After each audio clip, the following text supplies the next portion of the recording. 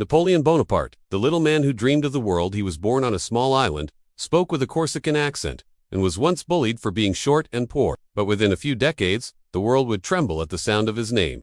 Napoleon Bonaparte, the soldier, the strategist, the emperor. He didn't just change Europe, he redefined power, war, and ambition itself. A storm from Corsica. Born in 1769 on the island of Corsica, Napoleon was a brilliant and restless boy. He studied at military school in France, where classmates laughed at his accent and size. But he had something none of them did: a razor-sharp mind and the will of iron.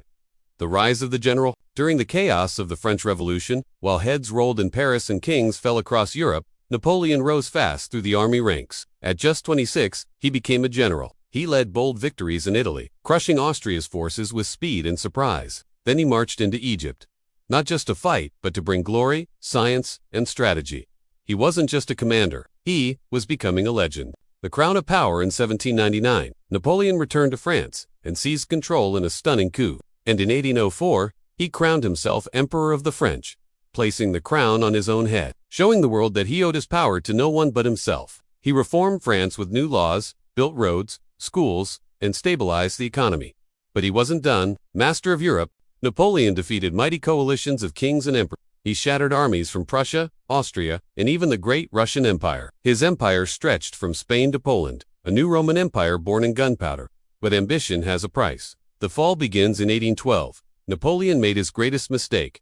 He invaded Russia. The Russian winter, starvation, and fierce resistance destroyed his army. Only a tiny fraction returned. Enemies closed in. Paris fell. In 1814, Napoleon was forced to abdicate and was exiled to a small island, Elba. But the story wasn't over. The final gamble.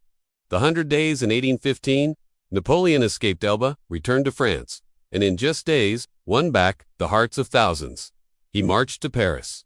The king fled. Napoleon was emperor again, but only for 100 days. At the Battle of Waterloo, the world's armies united one last time. Napoleon was finally defeated by the Duke of Wellington and Prussian forces. He was exiled again, this time to the remote island of St. Helena, where he would live and die far from the world he once ruled. The legacy of a Titan Napoleon died in 1821, but his legend never did. His Napoleonic code still influences legal systems around the world. His tactics are studied in military academies everywhere. His rise from nothing to emperor inspires generations of dreamers and leaders. He was a hero to some, a tyrant to others, but no one can deny this: Napoleon Bonaparte changed history forever.